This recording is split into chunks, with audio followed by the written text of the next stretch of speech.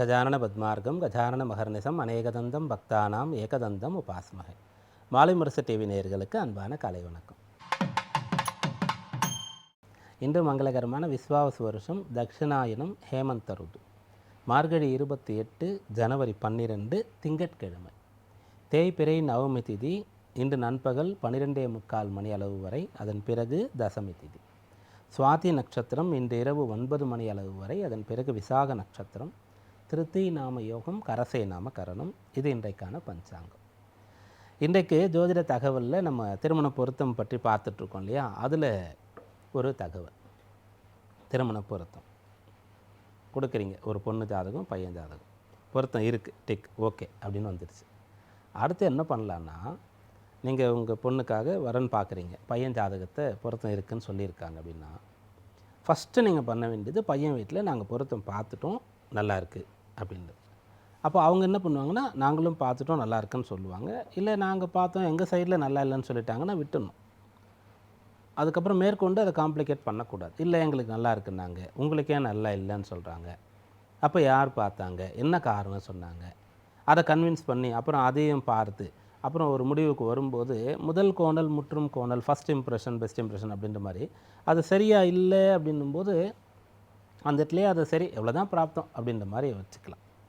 இருக்குதுன்னு சொல்லிட்டாங்க அப்படின்னா, இல்லை அவங்க நாங்கள் இன்னும் பார்க்க போகிறோன்னா வெயிட் பண்ணலாம், எங்கள் சைட்லேயும் இருக்குதுன்னு சொல்லிட்டாங்கன்னு சொன்னால் என்ன பண்ணலான்னா, மேற்கொண்டு அவங்கள வீட்டுக்கு வாங்க பொண்ணு பாருங்கள் அப்படின்னு சொல்கிறதுக்கு முன்னாடி, இல்லை கோவிலில் வச்சு பார்க்கலாம், நாங்கள் பையன் வீட்டுக்கு வந்து பார்க்குறோம் வேலை பார்க்குற இடத்து, அந்த மாதிரி ஏதோ விஷயங்களை பண்ணுறதுக்கு முன்னாடி பையன் ஜாதகத்தையும் ஒரு முறை நீங்கள் பார்த்துடலாம். அப்படி பார்க்குறது உங்களுக்கு இன்னமும் அந்த திருமண விஷயங்களில் நல்ல ஒரு முழுமையாக ஈடுபடுவதற்கு உண்டான பலத்தை கொடுக்கும்னு சொல்லலாம்.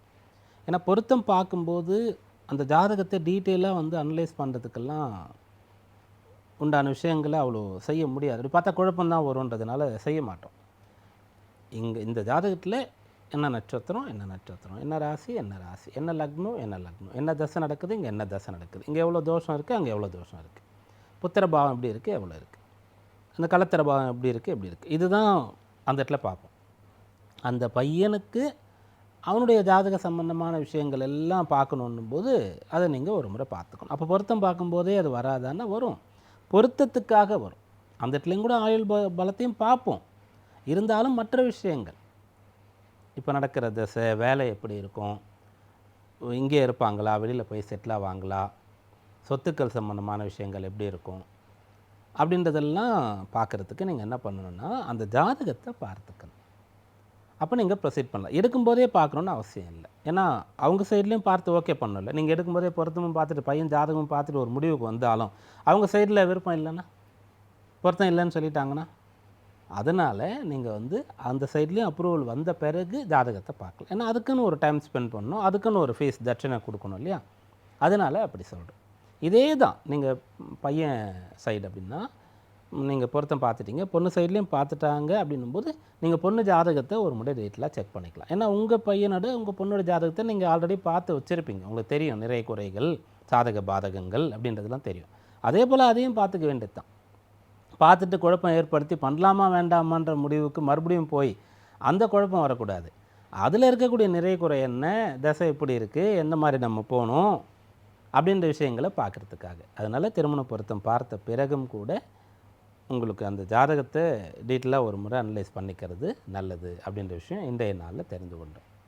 இன்றைய நவகிரக நிலைகளில் மிதுனத்தில் குரு, சிம்மத்தில் கேது, துலாத்தில் சந்திரன், தனுசில் சூரியன், செவ்வாய், புதன், சுக்கிரன், கும்பத்தில் ராகு, மீனத்தில் சனி.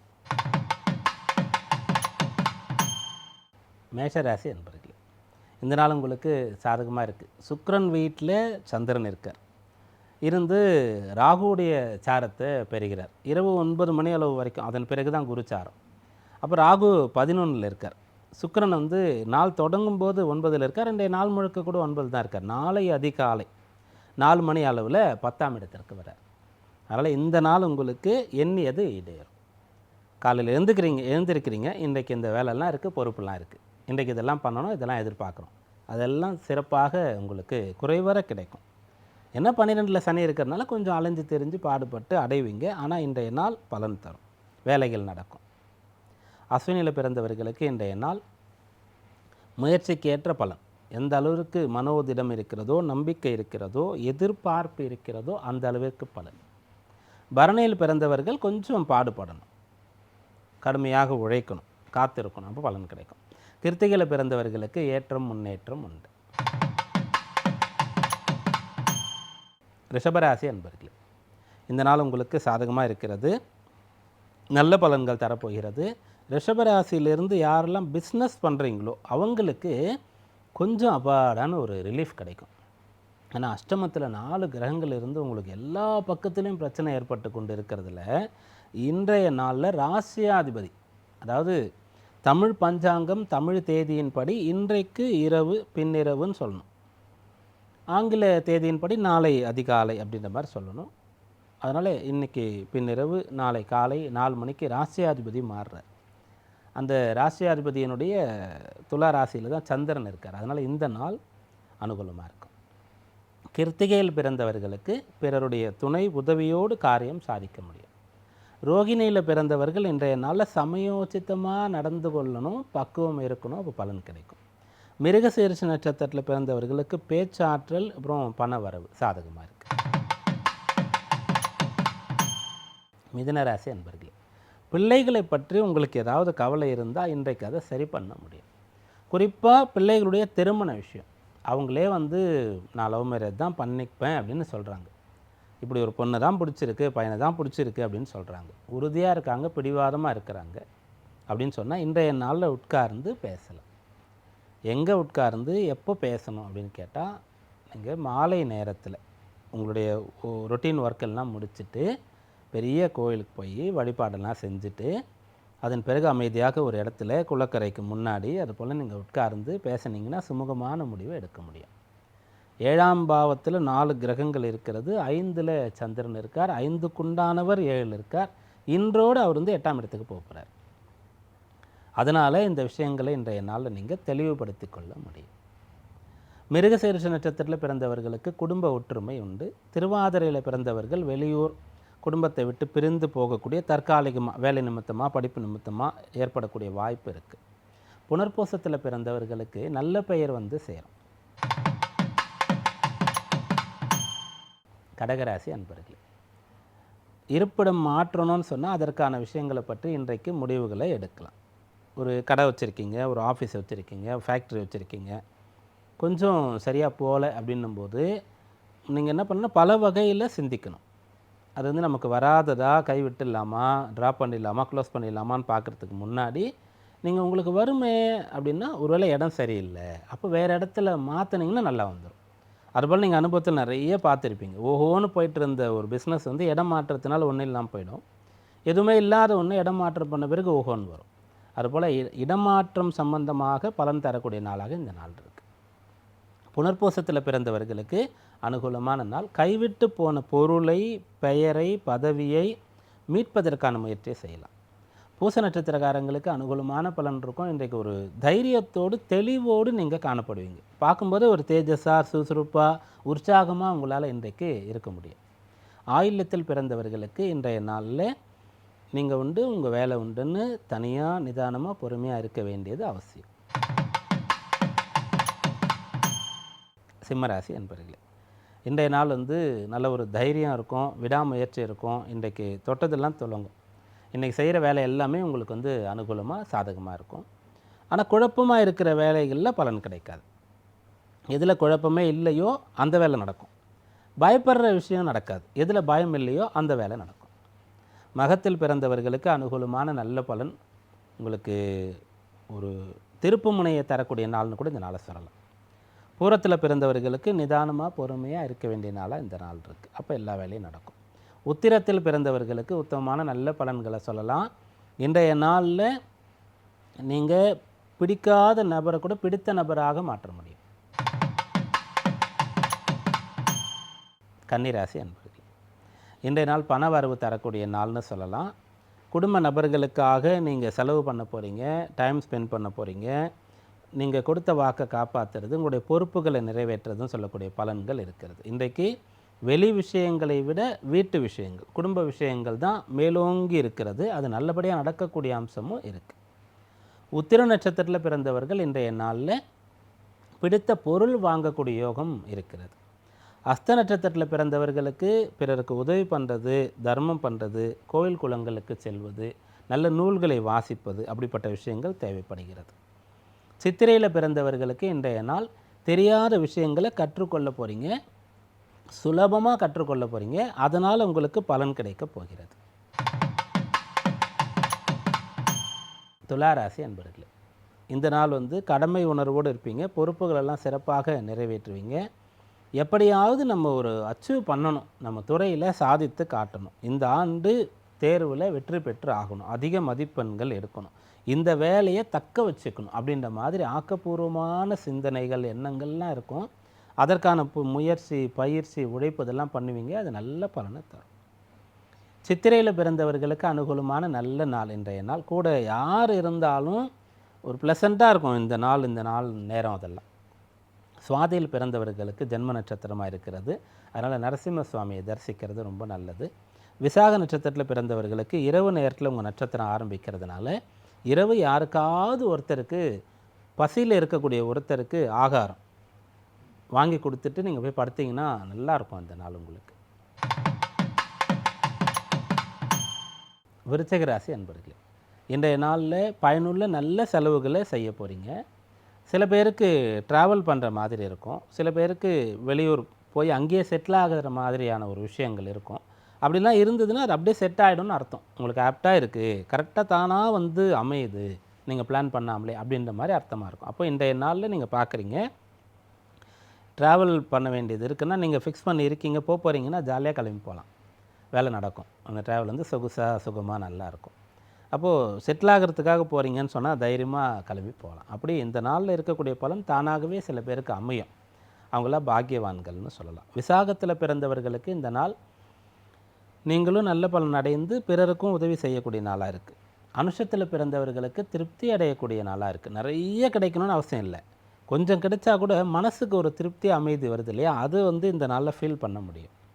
கேட்டையில் பிறந்தவர்கள் கொஞ்சம் குழப்பத்தை தவிர்க்கணும், பதட்டத்தை தவிர்க்கணும், அவசரப்படக்கூடாது, தேவையில்லாத செலவு பண்ணுறது, தேவையில்லாமல் பேசிடுறது போன்ற விஷயங்களை இன்றைக்கு தவிர்க்க முற்படணும்.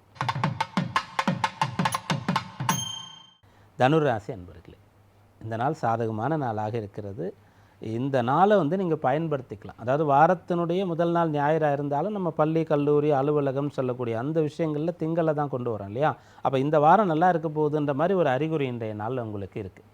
நாள் தொடங்கும் போதே நல்ல ஒரு விஷயம் இருக்கும். இந்த வாரத்தில் என்னென்ன பண்ணலாம்லாம் நீங்கள் பிளான் பண்ணிக்கலாம். ஃபஸ்ட்டு இன்றைக்கி என்ன பண்ணணும்னு பிளான் பண்ணிட்டீங்கன்னா அதெல்லாம் ஈஸியாக பண்ணிவிடுவீங்க. அப்புறம் இந்த வாரத்தில் என்ன பண்ணலாம் அப்படின்னு பார்க்கலாம். வர தை மாதம் பிறக்குது, அப்போது அதில் என்ன பண்ணலாம், எதை தை மாதத்துக்காக நம்ம காற்று இருந்து தள்ளி வச்சோம் அப்படின்ற விஷயங்கள் எல்லாம் நீங்கள் செய்யலாம். சாதகமான நாள் இந்த நாள். மூல நட்சத்திரத்தில் பிறந்தவர்கள் உறுதியாக உற்சாகமாக இருக்க போகிறீங்க, உயர போகிறீங்க. போராட்டத்தில் பிறந்தவர்களுக்கு கட்டுப்பாடு தேவை. கொஞ்சம் சில பேருக்கு நிறைய பணம் வந்தாலோ, பெரிய பதவி கிடைச்சாலோ, பெரிய விஷயங்கள் சற்று நடந்துட்டாலோ ஒரு அவங்களுடைய அந்த கண்ட்ரோல் மிஸ் ஆகிடும் இல்லையா, அது இந்த நாளில் தேவைப்படுகிறது. உத்திராடத்தில் பிறந்தவர்களுக்கு உயர்வை நோக்கி பயணப்படக்கூடிய நாள்னு சொல்லலாம்.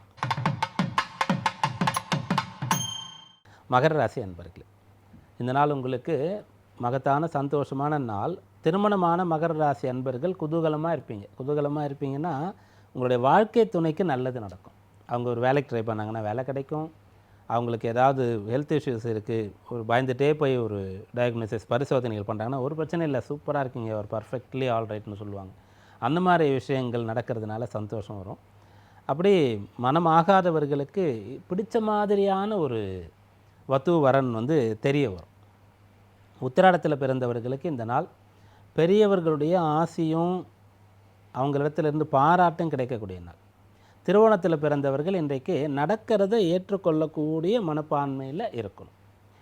அவிட்டத்தில் பிறந்தவர்களுக்கு இன்றைய நாளில் பெரிய விஷயங்களை கூட சுலபமாக செய்யக்கூடிய அளவிற்கு ஒரு வைராக்கியம் இருக்கும். கும்பராசி அன்பர்களே, இன்றைக்கு பெரியவர்கள் மீது அக்கறை எடுத்துப்பீங்க. வயசானவங்க வீட்டில் இருக்காங்கன்னா அவங்க மேலே நல்ல கேர் எடுத்துப்பீங்க. அதுபோல் உயரதிகார ஆசிரியர்களை ரொம்ப மதித்து நடந்து கொள்வீங்க. ஆன்மீக ஈடுபாடு ஏற்படக்கூடிய அம்சம் நிறைய பேருக்கு இருக்கிறது. கோயில் குளங்களுக்கு போகிறதுக்கான திட்டங்களை தீட்டுவீங்க. ஏதாவது தர்மம் பண்ணணுன்ற எண்ணம் மேலோங்கி இருக்கும் உங்களுக்கு. அவிட்டத்தில் பிறந்தவர்களுக்கு பண வரவு உண்டு. சதயத்தில் பிறந்தவர்கள் பிறரை மகிழ்வித்து மகிழக்கூடிய யோகம் இருக்கிறது. பூரட்டாதியில் பிறந்தவர்களுக்கு எந்த ஒரு பெரிய கஷ்டமும் இல்லாமல் ஒரு நல்ல விஷயம் நடக்கிறதுக்கான வாய்ப்பு இருக்கிறது. மீனராசி என்பர்கள் 8ல் சந்திரன் இருக்கார். சந்திராஷ்டம தினமாக இந்த நாள் இருக்குன்னு சொல்லலாம். அப்படி இருந்த போதும் கூட அந்த சந்திரனுக்கு சாரம் கொடுத்த ராகு 12ல் இருக்கிறதுனால இன்றைக்கு செலவுகளை செய்வீங்க. ஆனால் செய்ய வேண்டிய செலவாக அது இருக்கும். அப்புறம் பயணப்படுறது அப்படின்ற விஷயங்கள் சில பேருக்கு இருக்கும். சில பேருக்கு பரிசோதனை, உடல் பரிசோதனை செய்கிறது, மருத்துவமனை போகிறது அப்படின்ற மாதிரி இருக்கும். ஆனாலும் பெருசாக எதுவும் பிரச்சனை இருக்காது. செலவு பண்ணுறது, ட்ராவல் பண்ணுறது, இதுபோல் மருத்துவ செலவுகள் நடக்கிறது அப்படின்ற அம்சங்கள் இன்றைய நாளில் இருக்கும். பூரட்டாதியில் பிறந்தவர்களுக்கு இந்த நாள் நல்ல விஷயங்களை நினைக்கிறதுனாலையும் பேசுகிறதுனாலையும் பார்க்கறதுனாலையும் மனசில் நம்பிக்கை பிறக்கும். உத்திரட்டாதியில் பிறந்தவர்களுக்கு கஷ்டப்படக்கூடியவர்களை நினைத்து நம்ம கீழே எவ்வளோ பேர் இருக்காங்கன்னு திருப்தி அடைகிறதோ அல்லது அவங்களுக்கு நம்மால் முடிஞ்சதை செய்யணுன்ற எண்ணம் வருவதோ இன்றைக்கு இருக்குது. ரேவதியில் பிறந்தவர்களுக்கு கொஞ்சம் நிதானம், பொறுமை, கட்டுப்பாடு தேவை. அது இருந்தால் எந்த பிரச்சனையும் கிடையாது. இன்றைக்கான ராசி பலன்களை இதுவரை பார்த்தோம். மீண்டும் நாளை சந்திப்போம். நன்றி, வணக்கம்.